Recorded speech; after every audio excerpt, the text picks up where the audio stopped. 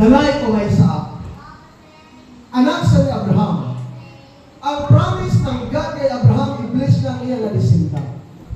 Now si Abraham, and Isaac, kung ano sila ka-wealthy before, ay si Abraham, pakado sa anak na sa Isaac. Sometime na nag-promise sa lugar, si Isaac nilakaw. Gisilusan sa isa kahari, si Abimelech, no? Sila niya, maglayas ka diri. Kay mas rich ka pa kaysa ako. Mas manggaranon ka pa kaysa ako. Sila ni Abimelech. So nilakaw si Abraham. Si Isaac, sorry. Paglakaw ni Isaac, kung di sa makado, i-bless man siya sa Ginoo. Sundan na po siya ni Abimelech sa niya ng mga tao. Tapos ang tanan nga ilang na balong na makalot, tabunan, no? Tabunan sa mga katauhan ni Abimelech. Then ang imuha naman ni Isaac sa niya mga tao, ilan na po kalutong uli. But still, ang water magagawas lang. Wala yung mahimo si Abimelech.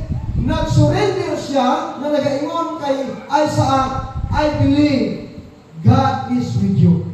Kaya bisa kung saan naman katabon ang lupa o ang balon o ang well, still ang water is there. Ibig sabihin, ang power sa Ginoo wala sa makapugong.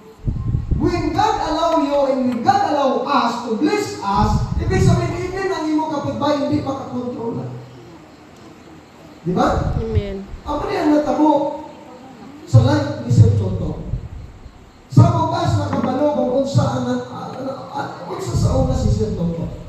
Pero still, ang sekreto, wala siya nagpalayo sa Ginoo, even ang iyang family.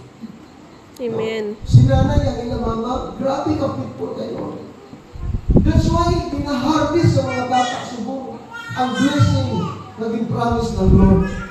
Kung promise ng Lord sa kay nanay ni Toto, si Toto ang harvest subong. Amen. Then si Ila nakagraduate ng architect. Then someday naman si Jam. Wow, sino man hindi maging proud o pride ng parents na may anak na doktor? Si Jan. Ilang pa lang edad niya, ang kalaban niya, 16 to 18 years old. Sa Lundin is makaabot sa Japan. And until today, pila katupi ang ginataas niya. Sometimes na ma-amaze kita kung ano ang mayroon sa kanya, but the secret is Jesus.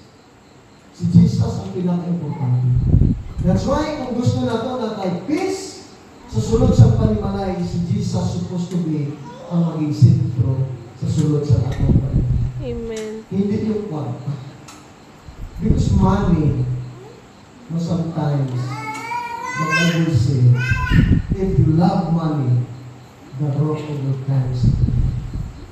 But I'm not saying money is evil. Let's take note of it. No? If Ayaw you natin love palagihan. money. That's why Mamara and Sir Toto, they are able to balance sa situation, sa reality, ang about money. So ako napasalamat ko sa Ginoo. Na sila nagigamit sa Ginoo na naging partner natin sa ministry. Amen. More than 10 years na kami. But still God is faithful and just sa among napagat kami. So ako po mismo makawitness po kung paano sila pinipili sa Ginoo. Now mga bata, let's listen to this. Ang promise ng Lord, no, ako magasunod sa inyong mga parents, labaw na sa Ginoo, tagaan mong long life. Maliban dyan, mag-prosper. And all of us na nag-decide sila ang gusto natin magmayaman.